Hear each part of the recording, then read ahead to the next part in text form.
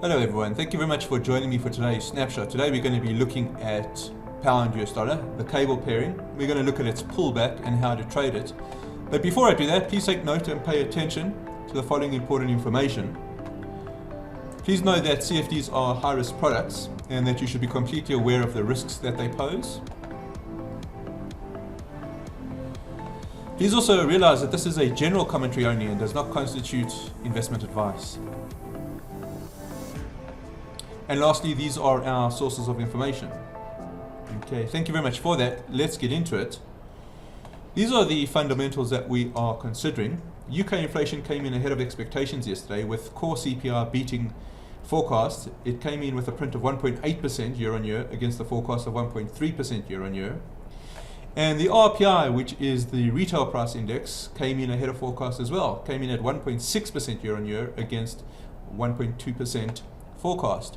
The RPI differs from CPI in that it only measures goods and services bought specifically for consumption by households in the UK. It also includes housing costs, which are excluded from CPI. We also note that there seems to have been a short squeeze with regards to the greenback, and this follows the FOMC minutes released yesterday, and that's because the market was expecting minutes to be more dovish than they actually were. However, we note several market participants suggested that additional accommodation could be required to promote economic recovery and return inflation to the committee's 2% objective.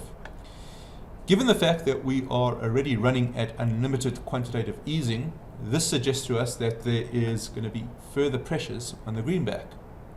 Let's take a look at the technicals, and you can see that the green 5-hour exponential moving average has crossed above the orange 10-hour exponential moving average. You can see that the stochastic has moved bullish as well. We're just waiting to see if the stochastic makes it to the upper quintile, which would suggest a bullish momentum push.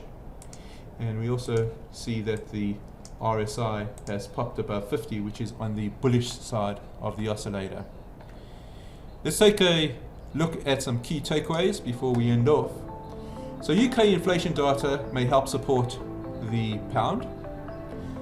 US dollar bounced yesterday off a short squeeze following the release of the FOMC minutes. However, there were dovish hints.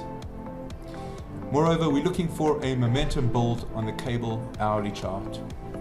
Thank you very much for that. I hope you found this snapshot useful. If you did, please hit the subscribe button below.